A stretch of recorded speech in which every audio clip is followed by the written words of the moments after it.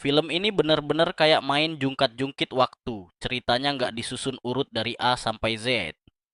Jadi, jangan bingung kalau tiba-tiba kamu lihat para cewek March ini kecil, terus langsung dewasa. Filmnya bolak-balik kayak orang nyari sinyal di hutan. Kita mulai dengan Joe yang lagi ngobrol serius, tapi tetap sasi sama Mr. Dashwood. Terus boom, langsung lompat ke masa lalu. Ada 4 bersaudari keluarga March yang tinggal di Massachusetts di zaman Perang Saudara Amerika. Si Anggun Mac, Emma Watson, si penulis nyentrik Joe, Saoirse Ronan, si perfeksionis Amy, Florence Pugh, dan si kalem Beth, Elisa Scanlon. Mereka hidup bareng ibu mereka, Marmee, Laura Dern, yang super keren dan super sabar, sementara ayah mereka masih sibuk ikut perang. Di pagi Natal, para cewek March udah siap banget mau pesta sarapan. Tapi tiba-tiba Marmee bilang, "Girls, kita kasih makanannya buat keluarga Hummel yang lagi kelaparan ya." Dan ya, walau sempat mikir 2 kali, karena siapa sih yang nggak pengen sarapan enak? Mereka pun setuju dan jadi kidlu tim berbagi. Tiba-tiba muncul si tetangga tajir nan charming, Laurie Timothée Chalamet, yang melihat aksi mereka dan mulai naksir pipesnya. Pas balik ke rumah, surprise! Ternyata keluarga Lori ngasih mereka pesta yang lebih mewah. Bisa dibilang kayak upgrade ke kelas bisnis dari ekonomi. Gak lama Meg dan Joe dapat undangan ke pesta dansa pensi. Dan disitulah Joe pertama kali ngobrol serius sama Laurie. Tapi ya gitu deh, mereka berdua bukan anak pesta banget. Lebih suka joget bebas di luar ruangan. Sampai akhirnya Meg keseleo, karena jogetnya mungkin kelewat semangat. Dan mereka pun pulang. Joe juga sering mampir ke rumah Bibi Mars, Meryl Streep, sang tante kaya raya, sekaligus ratu kritik. Bibi Maret ini pengen Joe jadi wanita proper. You know, sopan, kalem, dan gak kebanyakan bacot. Tapi Joe, ya tetep Joe. Bibi sempat ngejanjiin, kalau lu nurut, bisa aja lu gua ajak ke Eropa. Joe langsung nyimak. Sementara itu, hubungan keluarga March dan keluarga Lawrence makin akrab. Beth yang super pemalu ternyata bikin Mr. Lawrence, kakeknya Lori, mellow karena dia ngingetin pada mendiang anak perempuannya. Mr. Lawrence gak bilang langsung karena dia juga malu-malu kucing. Tapi dia kasih kode keras kalau Beth boleh main piano di rumah mereka kapanpun dia mau. Dan Beth, wah, dia main pianonya kayak malaikat turun dari langit. Suatu malam yang penuh rencana seru, Meg dan Joe berangkat bareng Laurie dan guru lesnya yang cakep dan kalem, John Brooke James Norton, buat nonton pertunjukan drama. Tapi sebelum mereka cabut, Amy ngotot pengen ikut juga. Sayangnya Joe malah menolak permintaan itu dengan gaya kakak galak. Dan Amy, waduh, dia nggak nanggung-nanggung. Dia balas dendam dengan cara ultimate savage. Membakar buku yang Joe tulis. Iya, buku asli, bukan notes digital yang bisa diunduh. Joe langsung shock berat. Bukunya kesayangan dibakar. Meskipun Amy nyesel dan minta maaf, Joe masih mood marah aktif. Besoknya, Laurie dan Joe asik-asik main seluncur es di danau beku. Amy, yang masih pengen ikut-ikutan, ngejar mereka sambil bawa perasaan. Joe yang masih kesel, cuek bebek dan gak bilang kalau esnya udah kayak kerupuk. Akhirnya, krak! Amy jatuh ke danau. Untungnya, Laurie dan Joe langsung berubah jadi tim penyelamat dan mereka narik Amy dari es. Sejak kejadian dramatis itu, Joe akhirnya luluh dan mereka baikan.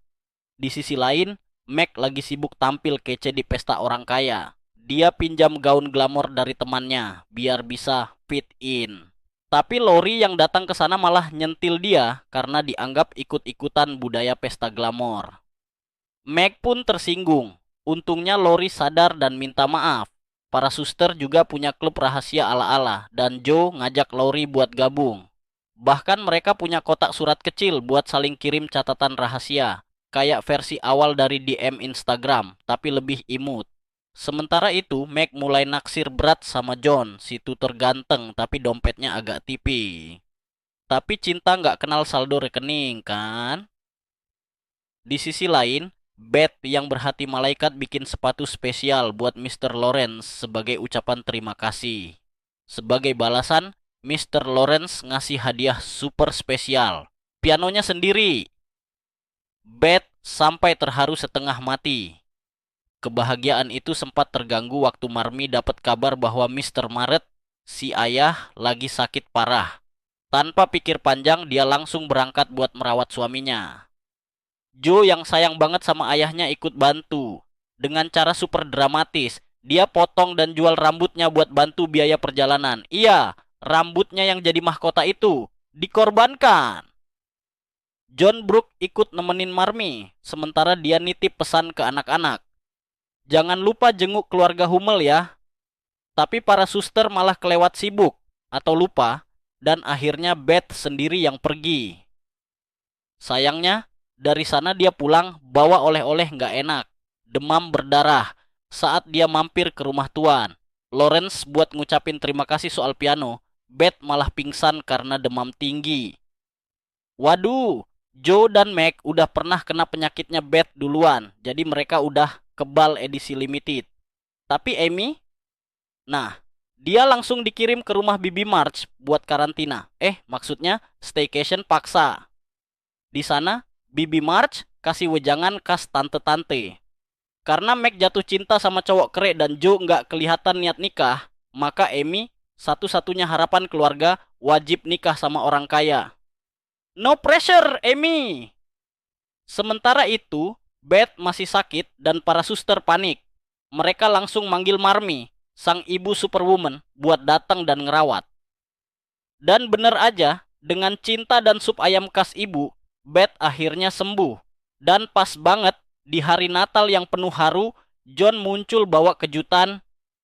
Ayah mereka, Mr. March, pulang kampung. Bener-bener episode spesial Natal.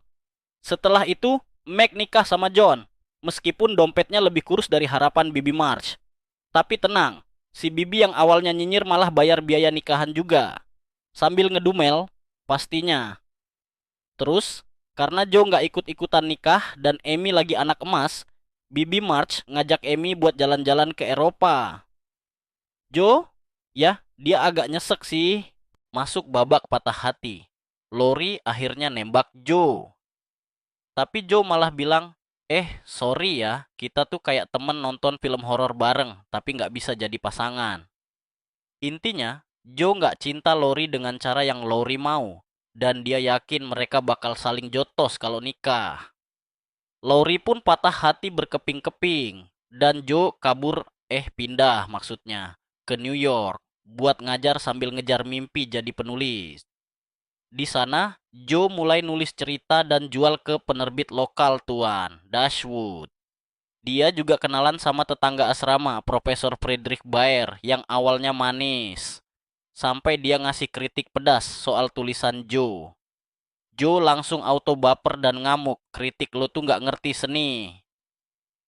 Drama alert. Sementara itu, di Prancis, Amy lagi healing sambil ngelukis. Tiba-tiba ketemu si Lori yang hatinya masih remuk. Amy undang Lori ke pesta, tapi dia malah datang telat, mabuk, dan bikin rusuh. Sambil nyindir cowok yang lagi naksir Amy. Klasik heartbreak behavior. Abis itu, Lori minta maaf dan bilang, gimana kalau kita nikah aja? Tapi Amy yang udah move on bilang, gue bukan pelarian dari Joe bro. Dia capek jadi pilihan kedua, apalagi dia dari dulu cinta Lori. Tapi dia nggak mau terus-terusan jadi bayang-bayang. Balik ke rumah, Meg dan John udah jadi pasangan rumah tangga dengan 2 anak lucu. Tapi masalah klasik muncul, uang. Meg yang mulai insecure karena hidup sederhana, kalap beli gaun mahal. John pun merasa bersalah mikir dia gagal kasih hidup lebih baik buat istrinya. Joe dapat kabar kalau Beth makin sakit parah. Langsung deh dia tinggalkan New York, ngejar waktu buat barengan sama adiknya tercinta.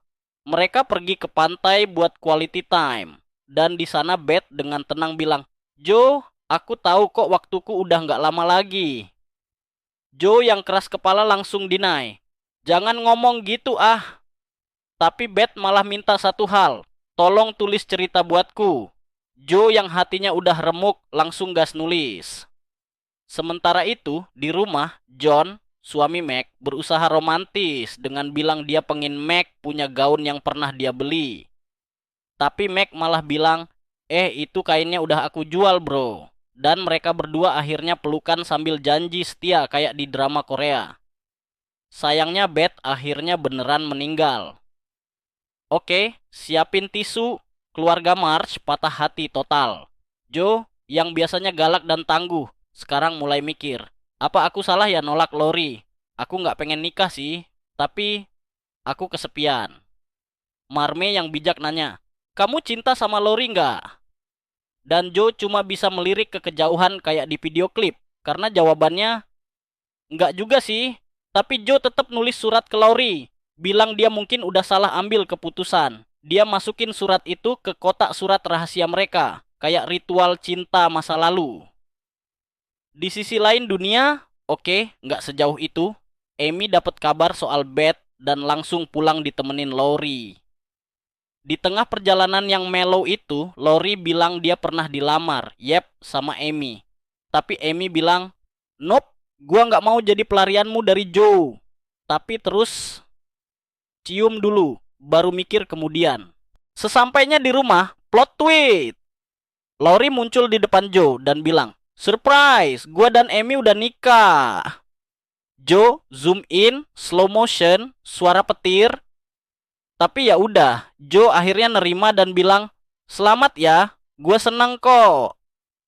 Padahal abis itu dia langsung ngerobek surat pengakuan cinta yang tadi. Mr. Lawrence, si kakek kaya, nggak kuat masuk ke rumah keluarga March karena tahu Beth nggak akan ada lagi di sana. Tapi Joe datang kasih semangat. Aku bukan Beth, tapi aku bisa jadi temen ngobrol dan main Uno kalau mau. Sweet banget. Joe yang lagi galau mulai ngebakar semua tulisannya. Tanda hati patah banget. Tapi dia nemu kembali cerita yang pernah dia tulis buat Beth. Dan dari situlah semangat nulisnya hidup lagi. Dia begadang semalaman, ngedraft bab demi bab kayak lagi maraton skripsi. Terus dia kirim ke Tuan. Dashwood, sang editor. Dan apa respons Dashwood? Ceritanya terlalu kecil, terlalu domestik, nggak menjual. Joe, deep sigh. Oh ya? Sementara Joe sibuk bergulat dengan hidup dan naskah bukunya. Ternyata anak-anaknya Mr. Dashwood lagi asik baca bab-bab awal cerita Joe dan langsung jadi fans berat. Mereka sampai merengek. Lanjutannya mana? Bapaknya sampai bingung sendiri. Ini cerita kok bisa bikin ketagihan. Di tengah kekacauan emosi dan percetakan, muncullah Friedrich, si profesor ganteng dari New York, tiba-tiba nongol di Massachusetts. Katanya sih, kebetulan lewat. Padahal udah jelas niat ngecek Joe. Dia ikut makan malam bareng keluarga besar March, dan semua orang langsung bisa lihat. Ini orang naksir berat sama Joe. Friedrich bilang dia ditawarin kerja di California, dan mungkin bakal terbang ke sana karena nggak ada yang nahan dia. Tapi begitu dia pamit, semua orang langsung panik dan kompak bilang ke Joe, kejar dia, bestie. Jadilah Joe lari-lari di tengah hujan. Iya, wajib banget hujan biar dramatis. Dibantu Meg dan Amy kejar si dosen idaman ke stasiun. Tapi, plot twist. Sebelum adegan romantis ini kelar, kita dipotong dulu ke pertemuan Joe dengan Mr. Dashwood. Si editor bawel ini bilang, Joe, kamu harus ubah endingnya. Tokohnya nggak nikah tuh nggak laku di pasaran.